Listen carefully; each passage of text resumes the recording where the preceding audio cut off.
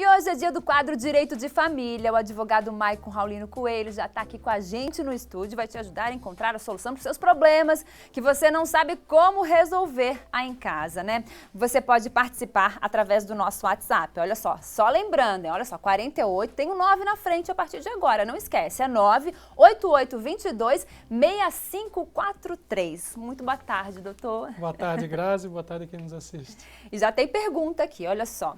Minha amiga tem um filho de 17 anos que tem necessidades especiais. Como ele não faz o nível superior, né? O pai pode deixar de pagar a pensão quando ele completar 18 anos? Então vamos, o portador de necessidades especiais, dependendo da qualidade dessa deficiência que ele possui, ele pode ter o pensionamento vitalício. Inclusive pode ultrapassar os conhecidos 24 anos, digamos assim, ou a conclusão de um nível superior, justamente porque ele vai ser, se for permanente, ele vai ser uma pessoa que vai ter uma dependência econômica ad eterno, né?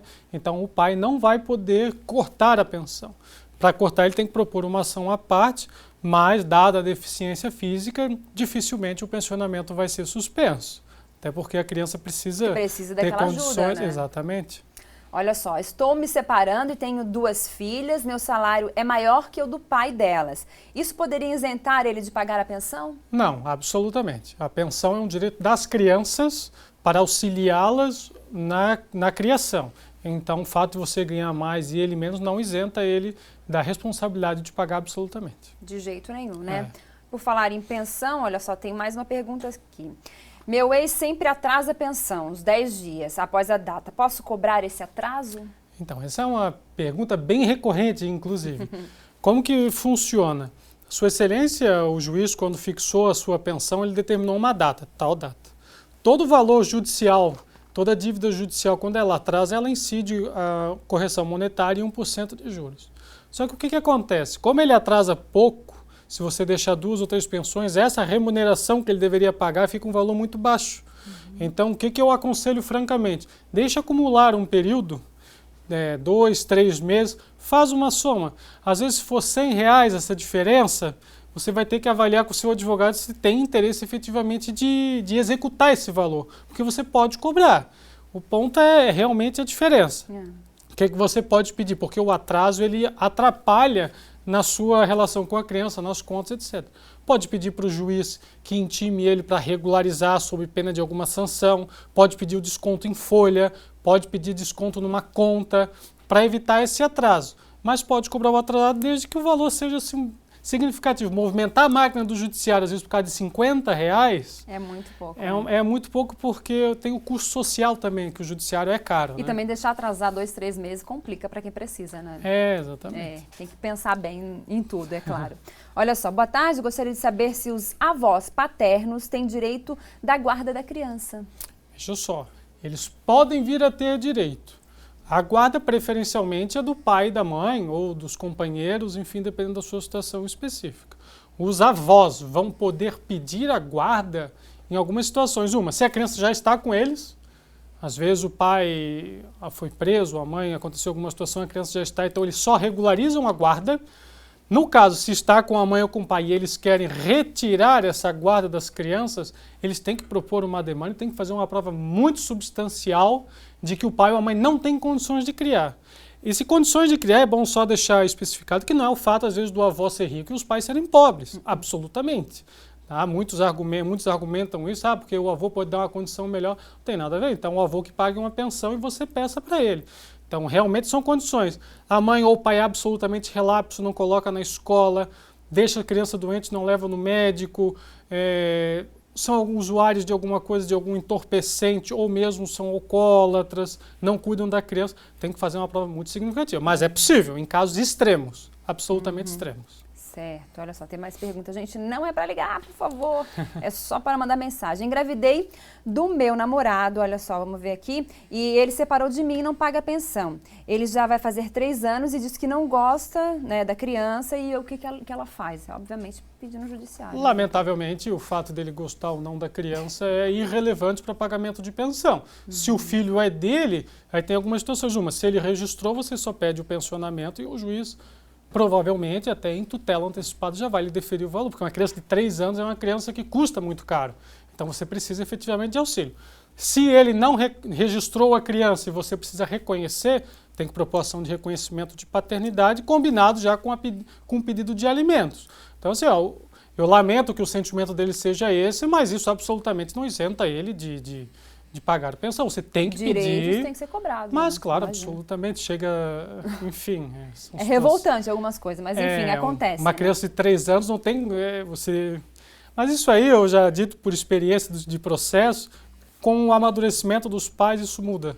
O pai, quando chega a uma determinada idade, principalmente o pai, que é geralmente que faz isso, ele repensa isso, pode ficar tranquilo. E tem que repensar. Aliás, tem que repensar em tudo, não só nisso, na vida dele inteira, né?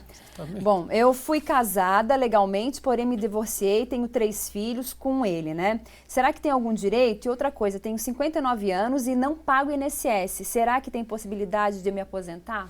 Então vamos por São partes, duas perguntas, né? né? O direito que eu imagino, pela sua idade, talvez seus filhos já tenham ultrapassado, às vezes já estão até trabalhando, já têm uma vida, então eles não teriam o direito ao pensionamento. A senhora, por ter se divorciado dele, não vai ter direitos sucessórios, etc., porque isso foi extinto. Mas o direito dos seus filhos, ele fica absolutamente resguardado. Em relação ao pensionamento, se ela nunca contribuiu com o INSS, eu vou lhe aconselhar francamente que procure imediatamente um advogado especializado em direito previdenciário para que ele faça toda uma análise dos seus pagamentos. Vá primeiro ao INSS, peça um extrato chamado CNIS, eventualmente a senhora trabalhou muitos anos atrás, o INSS tem esse controle, pega isso, leva ao advogado e vocês vão ter que fazer um cálculo. É possível aposentar-se? É possível, desde que você preencha requisitos muito específicos e depende da situação. Certo. Bom, meu nome é Iris, gostaria que me orientasse a respeito com relação ao matrimônio. Sou viúva, tenho uma aposentadoria, né? Também pensão, casamento. Gostaria de saber se me casar de novo, perco essa pensão. E meu marido fica com a minha aposentadoria, mais a pensão, não tenho filhos menores. Então, vamos lá. Exato, você faz uma pergunta muito pertinente, porque houve um tempo que existia um entendimento judicial de que se você era pensionista casado, perdia pensão. Atualmente isso foi revisto. Então, a senhora casa, continua percebendo a pensão e a sua aposentadoria normal, porque ela é sua. A partir do momento que a senhora vier a óbito, falecer, o seu atual marido vai receber tão somente a pensão da senhora da sua aposentadoria. O pensionamento lá do primeiro marido, ele vai junto com a senhora. Daí não passa, ele não vai receber vai receber só o seu. Não dá para acumular a pensão, né? Não dá. Não tem como.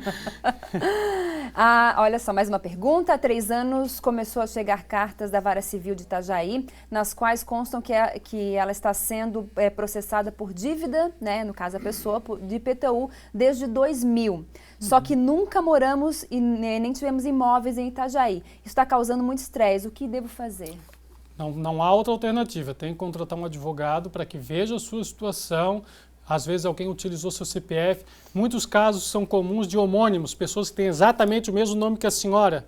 O município às vezes acaba cobrando uma pessoa, mas na realidade é outra. E isso tem que ser informado nos autos. Não há alternativa, tem que buscar o advogado. Sua situação é muito específica. Minha namorada tem um filho, o pai do filho dela levou sem a permissão dela a criança, né, para ter a guarda do filho, né, levou sem autorização, sendo que ela mora em outra cidade. O que deve ser feito? Vamos lá.